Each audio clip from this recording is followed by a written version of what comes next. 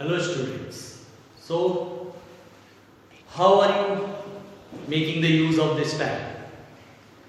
In the period of lockdown, I know that most of you are making the use of the e-library which is being provided by the school on the side of the school, and in that we have come to know this thing that the students are taking the active participation in going through those videos which are being given to you by the faculties. So today we will be discussing the class 12 accountancy chapter number 1, that is non-profit organization. In the last session we have already discussed this thing, that what do you mean by non-profit making organization. The whole concept was being discussed in the last session. Now today we will be discussing about the preparation of the financial statements of non-profit making organization. When we are talking about the financial statements of the non-profit making organization, we are preparing receipt and payment account, then income and expenditure account, and the balance sheet, in order to know about the surplus or the deficiencies of the organization and to know about the position of the assets and the liabilities of the organization. So today we will be discussing about the two important statements, or let's say rather accounts. Those are receipt and payment account and income and expenditure account. In this you can see here on the whiteboard, I have already drafted the formats of these two accounts. So we will be discussing these formats in detail. First is receipt and payment account. The formation of receipt and payment account, as we can see, the receipt and payment account, it is prepared for the year ending, that is the financial year in which you are working for. It is a real account which shows the actual inflow and the outflow of the cash, which shows the actual inflow and outflow of the cash. It is prepared on the basis of cash book. So what we are observing here, that in receipt and payment account, all the inflow and the outflow of the cash, whether it is related to current year, previous year, or the coming year, irrespective of the year, it doesn't have any botheration. So here is not a problem. Whatever money you will be receiving or whatever money you will be paying, those things will be recorded in receipt and payment account. So it starts with the balance, that is the opening balance. So we have got two balances, that is cash in hand and cash at bank. Then you can see I have written to all revenue receipts. To all revenue receipts. And when we are talking about the revenue receipts, the receipts related with previous year, current year, or the next year. Whatever amount you are receiving, every amount has to be recorded here. So revenue receipts in the form of subscription, okay, one of the revenue item which you are getting. Then all the capital receipts also, all the capital receipts, okay. So all the capital receipts means the items related with the capital nature, that is whatever you are getting. Take on the credit side, revenue expenditure, again the same thing, irrespective of the year. Then the capital expenditure, that is the expenditure which you have done on the purchase of any building, purchase of investment. So those are treated as capital expenditure. So capital receipt, when those buildings are being sold, when the investments are being sold, so that is receipt for you. At the end of the day, you will be getting the closing balances. The closing balance of cash or bank, whatever may be the criteria. So all receipts are recorded on debit side. Okay. So this is, let's say, debit side, and this is your credit side. So all receipts are recorded on debit side. All the payments are recorded on credit side. So it follows the rules, that is debit what comes in and credit what goes out. So basically this is a brief of the formation of the receipt and payment account. We are discussing about revenue receipts, capital receipts. There are a number of items which are there, in which the organization gets the money, like membership fees, subscription, donation, sale of any newspaper, sale of any assets, and each and everything.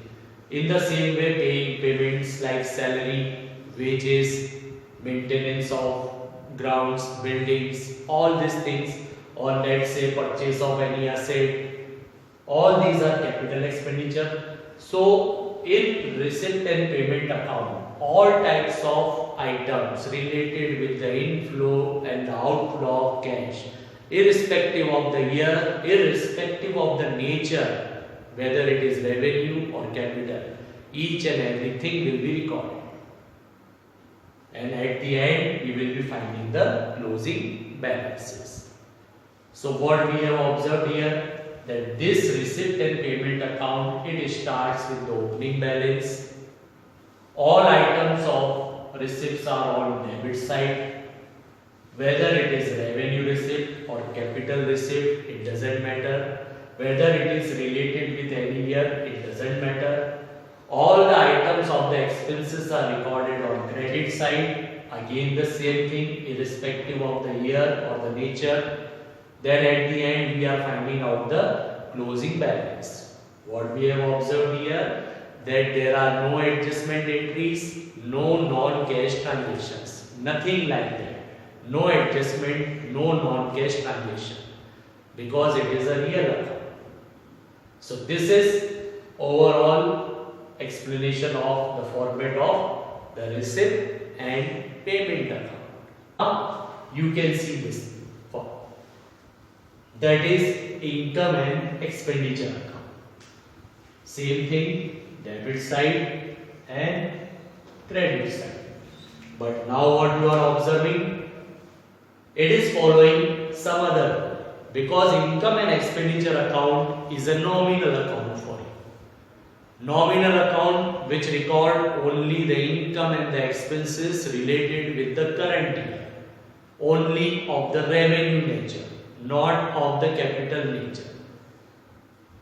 So all revenue expenditure as I have recorded here, then all revenue incomes as I have recorded on credit side, then any loss on sale of asset, all non-cash expenses like depreciation, then gain on sale of asset.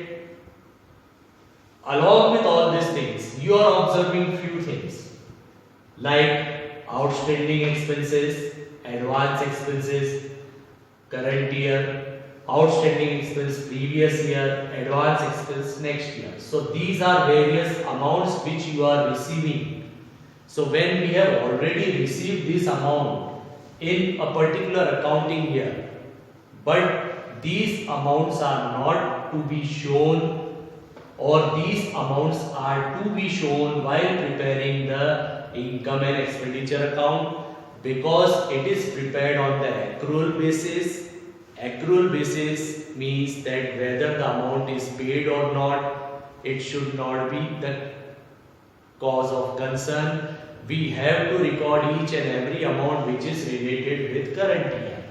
So outstanding expenses of current year we have to add. We have to add the advance expense which we have received for current year in the previous year. Then outstanding expenses of the previous year which were there but we have received in current year, it should be subtracted. Then advance expenses which we have already paid for next year, so again it should also be subtracted. So all the adjustments will be made here. Same thing with income also. When we are talking about income, so whatever revenue incomes we are receiving, so income of current year plus outstanding or accrued income of current year plus advance income received for current year in the previous year minus outstanding income of previous year which was already given to you minus outstanding income of previous year, okay, and minus advance income of next year. So this is the outstanding income of previous year. So this was your last year. So what you have said, this outstanding income you have got in this current year, but it was related with last year. So this will not be there.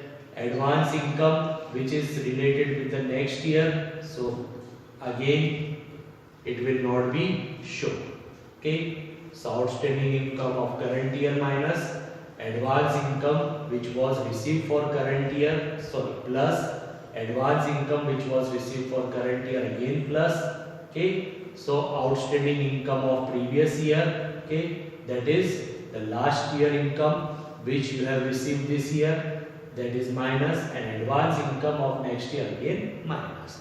So make it sure that these adjustments are very clear to you, that what is outstanding, what is advance first should be clear to you, and then which you have to add and which you have to less. So basically speaking, the income or the expenses which are not related with the current year should not be recorded in the income and expenditure account, and those which are related with the current year should be shown in the income and expenditure account.